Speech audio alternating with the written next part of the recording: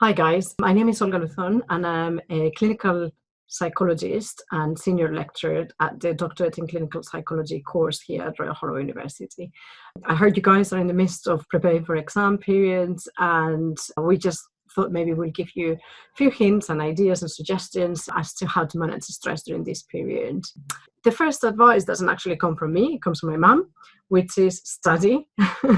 Don't fall for the narrative of stress exam and try and create a different narrative. One of the things that we do in clinical psychology is think about the difference between helpful worry and unhelpful worry. And a lot of people find that really helpful because not all sorts of worries are the same. Some worry is actually quite helpful worry, and a bit of worry would get you into that chair and do a bit of revisions, which is good.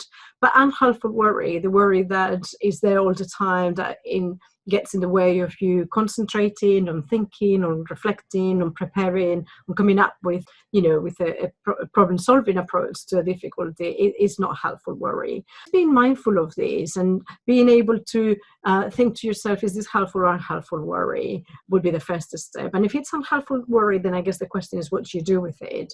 And you'll be surprised, but you can stop it.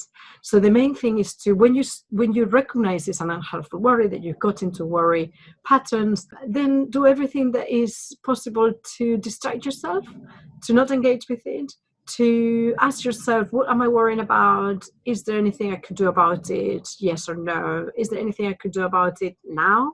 Yes or no? And is there anything I could do about it later? Yes or no? Every time you get to know, then basically that's a hint to sing a song, recite a poem, go out for a jog, take a shower, have a drink, call someone, do a list of all boring things that you could do. Whatever it is that is disengaging from that thought will help you to disengage from worry. And we know that the more you worry, the more tense you feel, the more anxious you feel. So it's a really strong driver for anxiety. Now, the alternative would be problem solving and plan. So I guess in terms of revising for exams, what might be really helpful is coming up with a schedule. And within that schedule, make sure that you aim for short bursts of work and sufficient break. That's good news.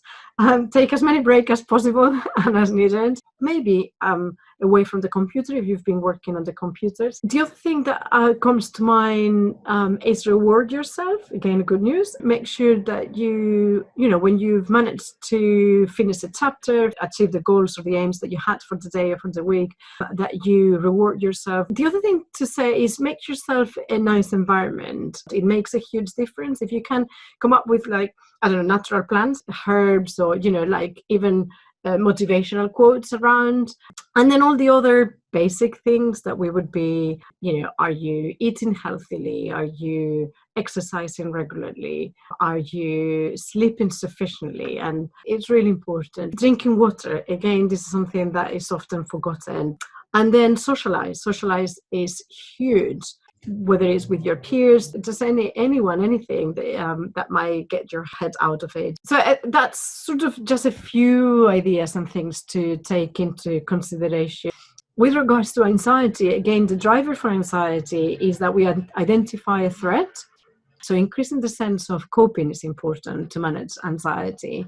Identifying the content versus the process, and learning how to disengage from it, knowing that just because you have a thought doesn't mean that you need to fuse with that thought, doesn't mean that it has to be on the driving seat. Let go of that thought and practice doing that.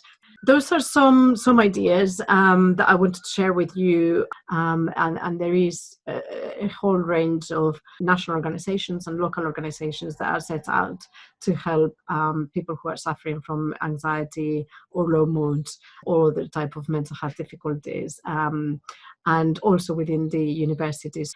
But hopefully you managed to follow some of those suggestions, and good luck.